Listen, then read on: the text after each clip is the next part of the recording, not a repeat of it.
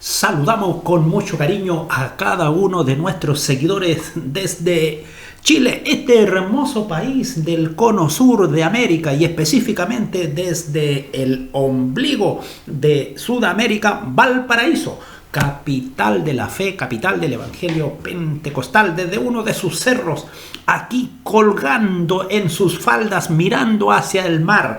Estamos con usted en este hermoso día de vida que Dios nos concede y proclamando este mensaje de bendición, porque lámpara es a mis pies tu palabra y lumbrera en mi camino.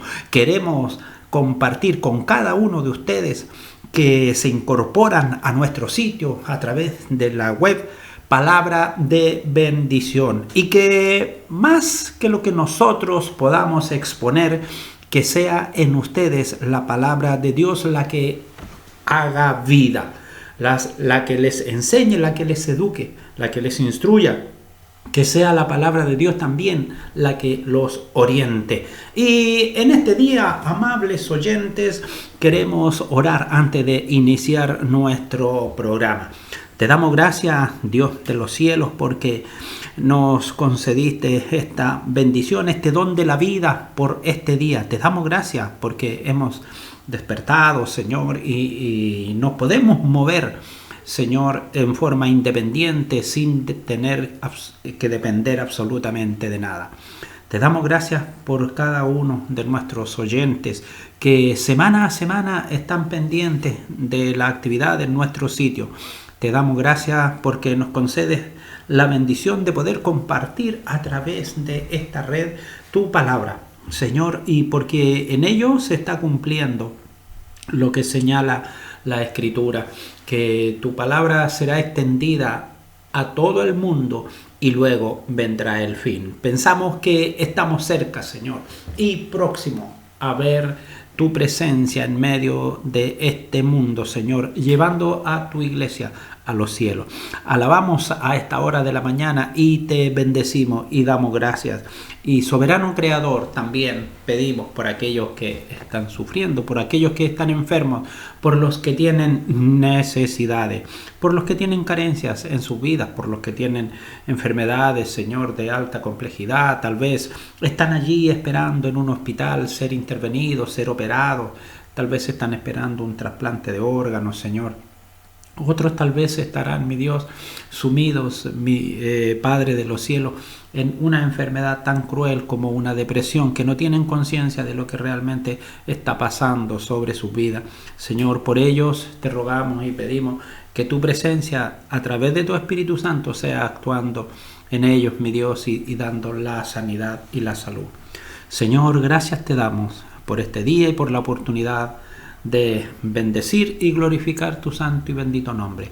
Y a ti, Padre, damos toda honra y toda gloria por siempre. Amén. Gracias damos a Dios porque nos concede salud y vida y podemos estar con ustedes a esta hora del día en este ciclo que hemos llamado Con mi Biblia y un café.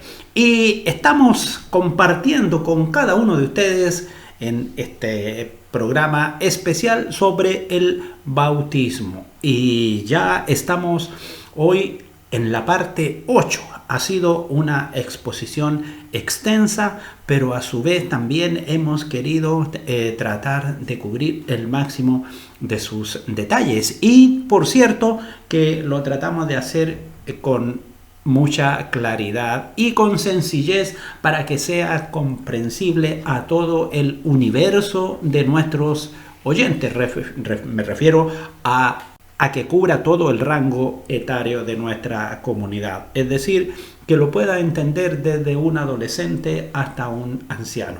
Y la semana pasada estuvimos compartiendo con ustedes precisamente sobre los resultados del bautismo para el creyente y también cuál es el motivo por el cual la iglesia le da importancia al bautismo. Y por supuesto que concluimos diciendo que era lo que finalmente firmaba este contrato que firmaba finalmente con la decisión personal de cada hombre y de cada mujer que se incorpora a la iglesia, firma esa decisión sólida de tomar la decisión de seguir a Cristo y como dice la Escritura, de colocar ahí, lo especifica muy bien con un ejemplo del campo, tomar el arado y mirar siempre hacia adelante, no volverse hacia atrás. Y en este día queremos continuar,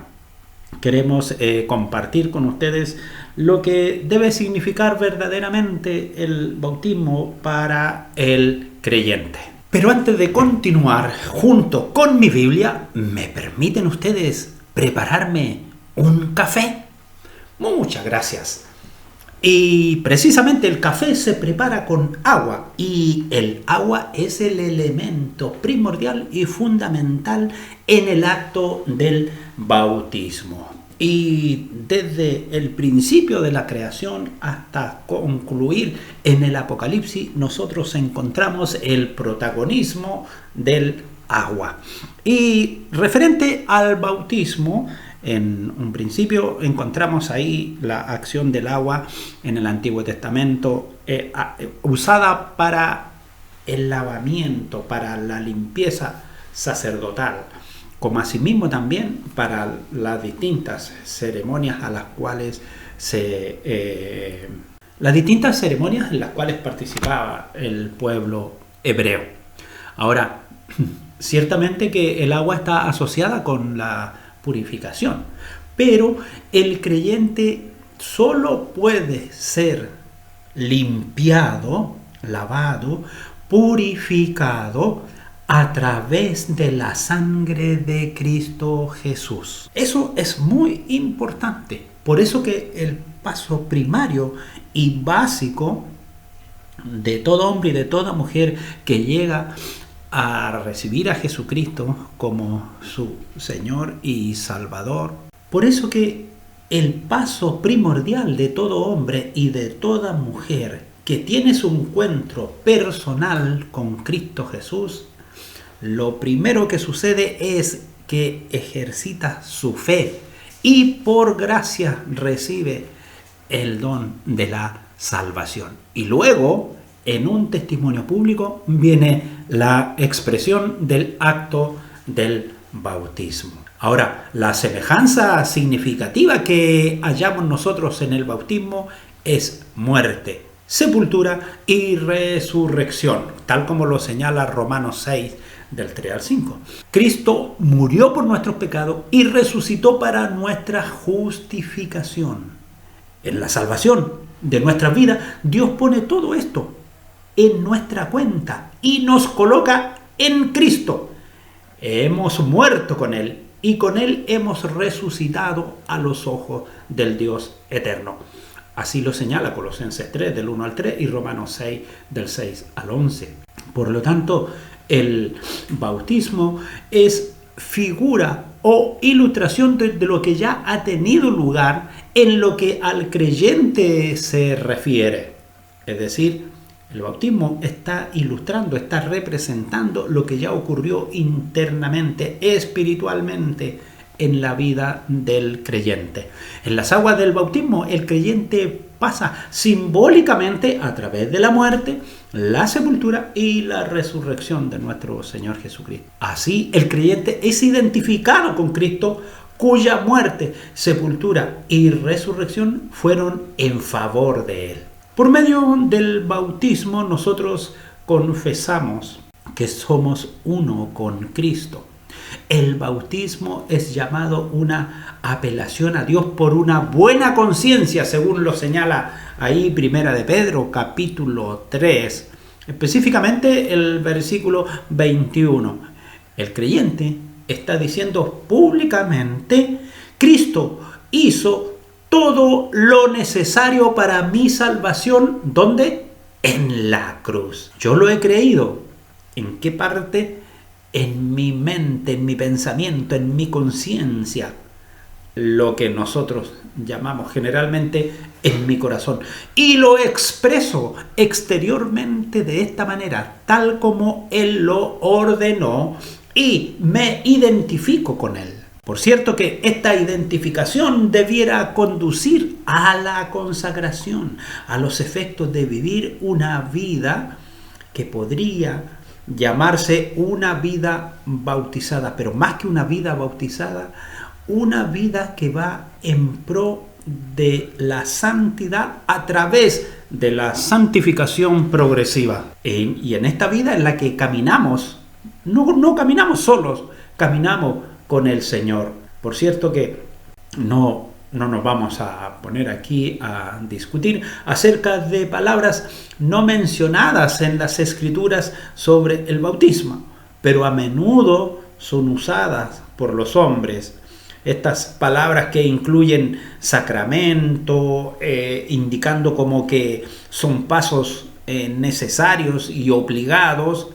El creyente en Cristo Jesús no va por sacramentos, va por obediencia a la palabra de Dios y que la comprende y la entiende como la voz de Dios inspirada a través de su Santo Espíritu y registrada en la Escritura, y por ello es que cumple las ordenanzas, pero no es por ningún paso de sacramento, ni de rito, ni ceremonia de iniciación, ni sello de gracia, ni símbolo purificador, ni prenda y tantos otros nombres que muchas veces se les colocan a este tipo de ordenanzas que para nada aprovechan, más que para confundir la inocente mente del recién convertido. En resumen, podemos decir en breves palabras lo que significa el bautismo para el creyente en lo personal.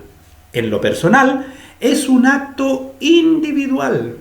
Así lo vemos como está expresado, llevado a la práctica, allí en el libro de los Hechos. El libro de los Hechos es el libro de la Escritura que nos muestra cómo, después de nuestro Señor Jesucristo, la iglesia, sus seguidores, empezaron a llevar a la práctica todo lo que habían aprendido. Es un acto individual porque bautícese cada uno de vosotros. Es decir, hay ahí una toma de conciencia, de razón. Nadie es obligado, cada uno. Nadie puede decidir ni creer por otro.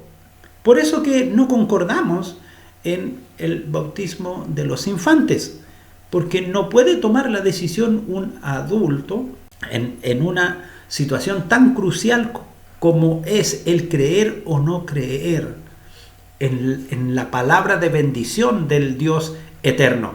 Ciertamente que los padres son responsables de la educación y de la enseñanza de sus hijos, pero de igual manera también son responsables y son tutores hasta cuando ellos entiendan y tienen uso de razón para comprender y hacer su decisión personal y recibir a Cristo como su Señor y Salvador.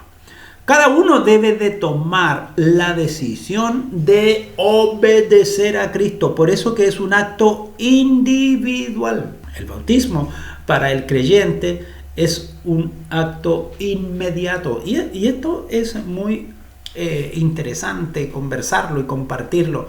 Dice, y enseguida se bautizó él con todos los suyos. Ahí en Hechos 16, versículo 33, y en Hechos 8 del 36 al 38. Y aquí hay algo muy relevante. Hay personas que muchas veces dicen, no, yo me voy a bautizar cuando tenga 20 años, cuando tenga 25 años, cuando tenga 30 años. Están pensando igual como Constantino.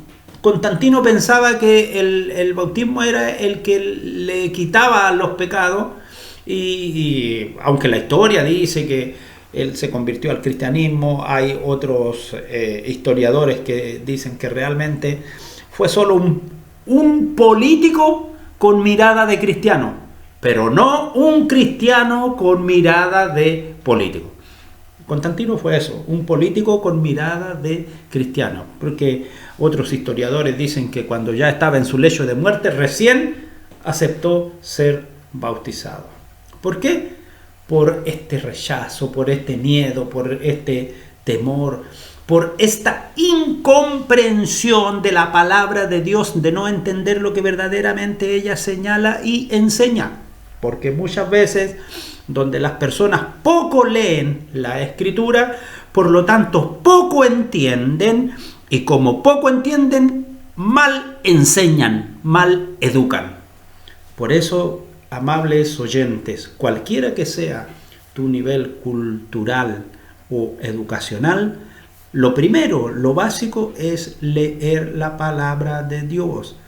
Tal vez tú me puedas decir, uy, yo tengo tan mala lectura, tan mala comprensión, pero ese no es excusa ni es argumento en estos tiempos. Cuando yo entro a mi teléfono y encuentro la Biblia en audio completa, completísima, desde el versículo 1 de Génesis hasta el último versículo del Apocalipsis. De modo que si tenemos mala comprensión lectora porque leímos mal, pues la tenemos en audio y perfectamente podemos aprender de ella. Es un acto inmediato. ¿Cómo viene? ¿Cuál es la consecuencia de ese acto inmediato? Bueno, cuando alguien tiene ese encuentro personal con el Señor y comprende lo que significa la gracia inmerecida de Dios para con su vida y tiene esa relación íntima con Dios y comprende la obra de Cristo Jesús para con su vida, entonces el cumplir los mandamientos, el cumplir lo que señala la Escritura, tal como el ejemplo que les había señalado de la rueda de un vehículo, no puede funcionar si no está su neumático en buenas condiciones. De igual manera, el creyente que no pasa por la decisión del bautismo, bueno, no va a ser nunca un buen creyente. Por eso que le llamamos y le consideramos un acto inmediato como consecuencia de la expresión de su fe. Y por cierto, también tenemos que indicar que el bautismo para el creyente es un acto de inmersión, tal como lo señala la Escritura y como lo vemos en la mayoría de los ejemplos mencionados ahí en el Nuevo Testamento. Solo la completa inmersión puede expresar todo el simbolismo que hay detrás del bautismo, en el cual somos sepultados juntamente con Cristo y resucitamos juntamente con Cristo para novedad de vida. Ahora, el bautismo para el creyente también es un acto de identificación. ¿De identificación con quién? Con Cristo. Con Cristo, así lo señala Hechos 2:38. El hecho de bautizarnos en el nombre de una persona, y así era en aquel tiempo, significaba que se le pertenecía a aquella persona y que a ella se le debía obediencia y respeto. El bautismo para el creyente entonces es una clara identificación pública de su relación ¿con quién? Con Cristo, nuestro intercesor delante de Dios. Él es nuestro intermediario entre Dios y los hombres, Cristo el Señor. El bautismo para el creyente es un acto de incorporación a la iglesia visible. Hechos 2:41 al 47. Tenemos referencias que muestran que por medio del bautismo los creyentes llegan a ser miembros de la comunidad cristiana. Fíjese que en la iglesia primitiva el bautismo era signo externo de admisión en la congregación de los creyentes en Cristo. Hechos 2:41. Por lo tanto, así como era en aquel tiempo, el bautismo hoy en día a cada uno de nosotros nos incorpora a una iglesia local, tomando lugar y siendo parte de los demás creyentes, siendo parte del cuerpo de Cristo, pero no un ladrillo inerte ahí agarrado con un poco de cemento. No, somos ladrillos activos activos en el cuerpo de Cristo. Eso es lo interesante que tiene la iglesia como cuerpo de Cristo, porque se mueve, no está estática. El bautismo ha sido la ordenanza que permite introducir en forma efectiva y seria a un nuevo creyente a la iglesia visible y viviente. El bautismo para el creyente es un acto de iniciación ministerial. Nos inicia para las actividades y servicios de la iglesia. El bautismo nos permite a cada uno de nosotros empezar a desarrollar los dones y talentos, los distintos ministerios que Dios va a colocar por gracia y obra de su Espíritu Santo en la vida del creyente. Y de esa manera se pueden desarrollar ministerios públicos en comunión con la iglesia local. Muchas veces la mala interpretación bíblica ha colocado en medio de las congregaciones y en medio de las comunidades cristianas el acto de convertir el bautismo en un paso obligado para la salvación, dejando de lado la acción de la fe y el sacrificio de Cristo en la cruz. No hay que olvidar ni perder de vista la prioridad: el sacrificio de Cristo en la cruz, la fe que viene por el oír la palabra de Dios, y luego viene el bautismo. Y para muchos es muy relevante, porque según enseñan que el bautismo es el que salva. Y lamentablemente este es un concepto que se enseña, lo que se llama como regeneración bautismal, pero no tiene ningún asidero ni fortaleza bíblica. Es decir, que usan el bautismo en agua como que es el que verdaderamente regenera, como que es el que causa el nuevo nacimiento. Y eso no es así. Y es el que otorga la remisión de los pecados. Cuando el que otorga y el que otorgó en usted y en mí la remisión de pecado fue la obra de Cristo en la cruz a través de su sangre derramada en la cruz. Ahora, para ello, evidentemente que usan algunos argumentos y algunos pasajes bíblicos, como es el caso de Juan 3:5, donde habla la expresión nacido del agua y del espíritu, para decir que ahí se está hablando de una regeneración que viene del bautismo en agua. Pero lo que tenemos que señalar, que ahí en esa cita nos está hablando de bautismo. El agua no siempre se refiere al bautismo en algunos pasajes bíblicos. Cuando nosotros leemos, por ejemplo, Juan 7, 38, 39, se usa como símbolo del Espíritu Santo, y la conjunción que une agua y espíritu se traduce correctamente como esto es. Así podemos leer entonces como agua, esto es el espíritu. Ahora, en Juan 13 y 8 indica claramente que uno es nacido del espíritu. Otros creen que el agua se refiere a la palabra. En Juan 15:3 habla del lavamiento de la palabra. En Efesios 5:26 habla del agua de la palabra. Y en 1 de Pedro 1:23 dice que el nuevo nacimiento es por la palabra. Por lo tanto, de ningún modo está hablando de que la regeneración provenga a través del bautismo, sino que está mostrando bíblicamente que el cambio de vida en todo hombre y toda mujer viene por el oír, pero el oír la palabra de Dios.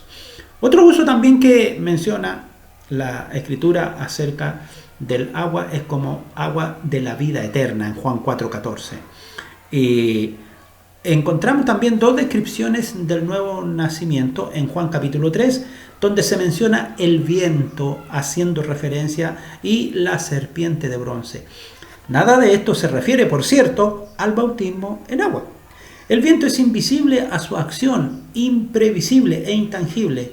Nada en todo esto sugiere un servicio bautismal. En otras oportunidades también se usa la cita de Tito, capítulo 3, versículo 5, haciendo mención de que esa cita se refiere al lavamiento de la regeneración. Pero de nuevo, allí en esa cita no está la palabra bautismo. La expresión paralela es la renovación en el Espíritu Santo. Por cierto, no debemos de olvidar también, estudiando un poquito más en profundidad el origen de las palabras, que la palabra lavamiento no proviene de la palabra bautismo, sino de otra palabra griega que significaba bañar y que es la palabra loutrón. Ese es el lavamiento. Muchas veces también se usa ahí la cita de 1 de Pedro 3, el versículo 21, en la cual habla el bautismo que ahora corresponde nos salva. Y parece apoyar la salvación por el bautismo, pero la siguiente frase debilita totalmente esa idea al añadir que no limpia, sino que más bien se trata de una respuesta de la conciencia. El contexto de este versículo habla de las aguas del juicio en la época de Noé, que destruyen la tierra y levantaron el arca en una posición de seguridad. Eso está señalado en el verso 20 de 1 de Pedro 3. Por lo tanto, en la ilustración, Cristo es el arca de seguridad. Él fue a través de las aguas de la muerte en nuestro lugar y nosotros pasamos a través de las mismas juntamente con Él. Cristo es la figura, la semejanza o ilustración de seguridad y de salvación de juicio. Estamos a salvo en Cristo, no en el bautismo de agua. Por lo tanto, no en esa famosa y mal llamada regeneración bautismal. Otra cita que se menciona en Marcos 16:16, la expresión el que creyere y fuere bautizado será salvo, parece indicar que el bautismo es esencial para la salvación. Pero tal conclusión dejaría de lado la siguiente sentencia: mas el que no creyere será condenado. No dice el que no se bautizare será condenado. Otra cita es Hechos 22:16. Este versículo dice: bautízate y lava tus pecados, mostrando aparentemente que la remisión de pecado es por el bautismo. Si tal cosa fuera verdad, con ello se negaría que la remisión es solo por la sangre de Cristo, tal como lo señala ahí en la carta primera de Juan 1:7 y en Hebreo 9:22. Este versículo es parte del relato que hace el apóstol Pablo de su conversión. Ananías exhortó a Pablo a que se bautizara, pero también le dijo que tenía que invocar el nombre del Señor. Romanos 10:13. Las aguas bautismales no lavan los pecados. Y eso lo podemos ver ahí en Apocalipsis 1:5. Sino que son el símbolo de lo que ya sucedió en nuestras vidas, porque el lavamiento, la limpieza, la purificación de nuestro pecado fue hecho a través de la sangre de nuestro Señor Jesucristo.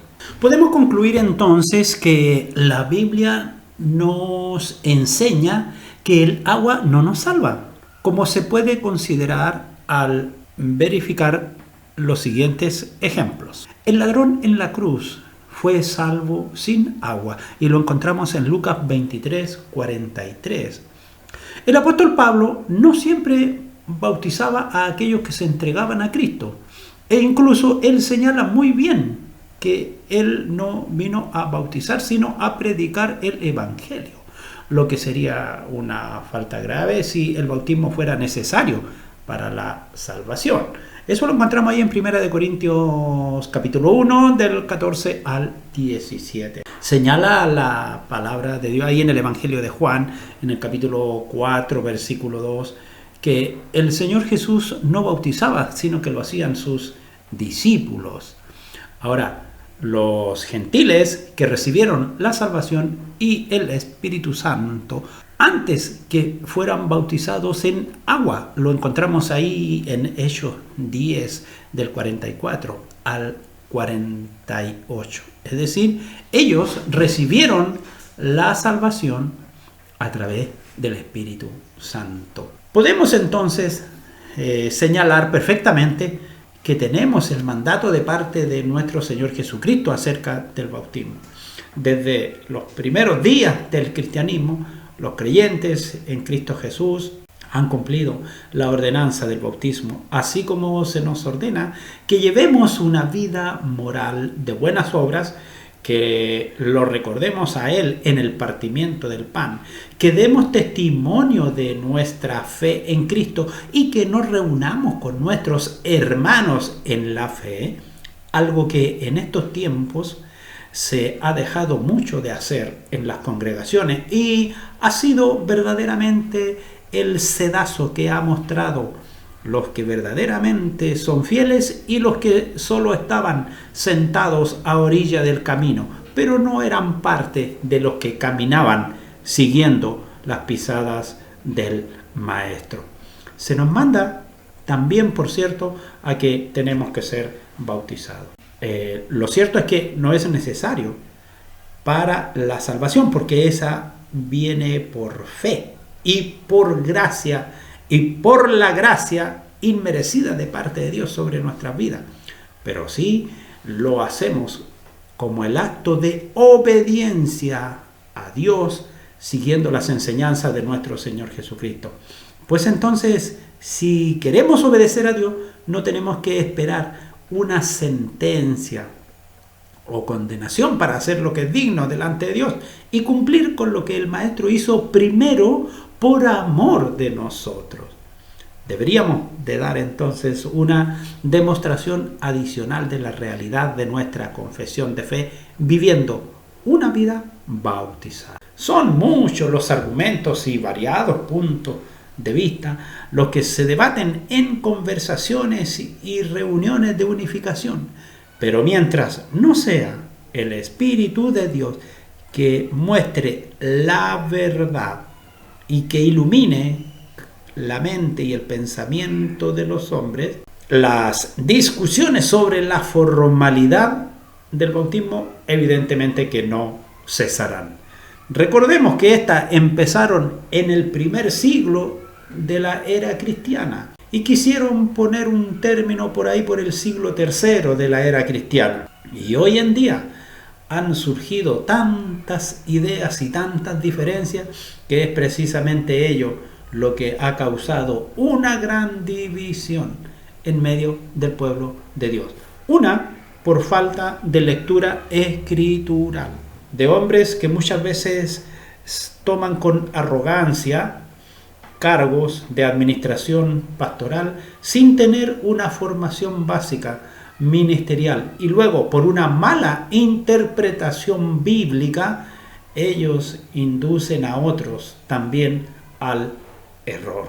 Y eso está establecido en la palabra del Señor, que muchos agruparán detrás de sí, se levantarán como caudillos y llevarán allí y desviarán al pueblo de Dios tras ellos. Pero señala muy bien la Escritura, pero tras sus egoístas deseos de fama, de vanidad y de dinero.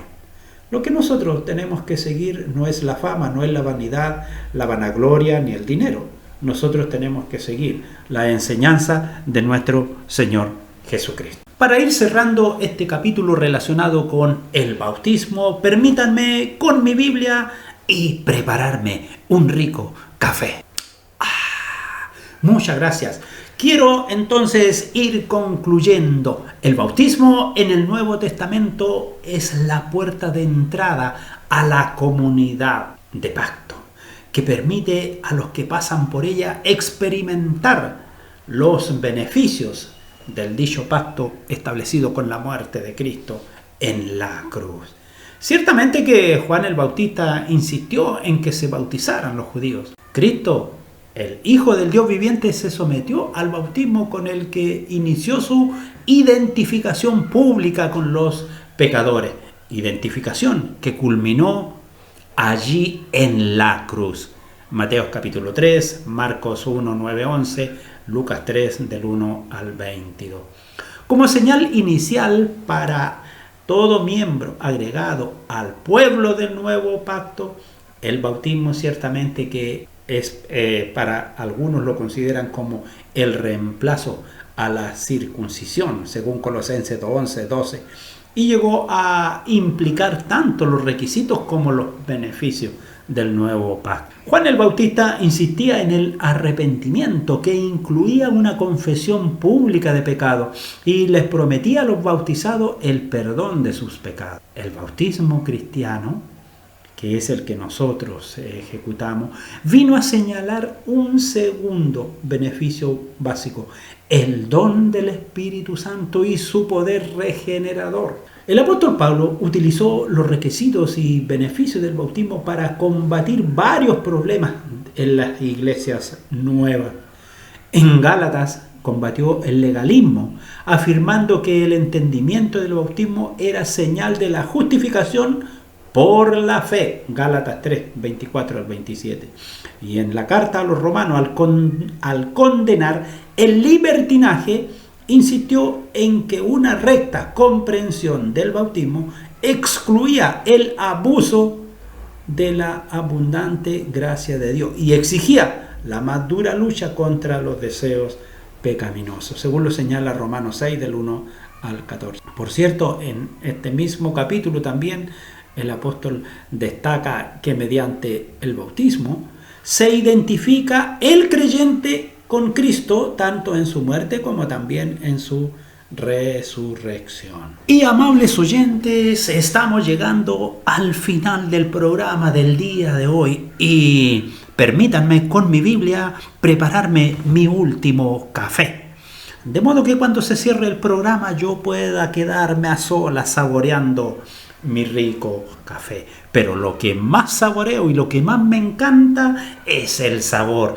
de la palabra de Dios, porque ella no pasa, no deja de ser. El café es solo un gusto momentáneo, efímero, pasajero, y por otro lado, si lo consumo mucho, también estoy consumiendo mucha cafeína, así que tengo que medirme.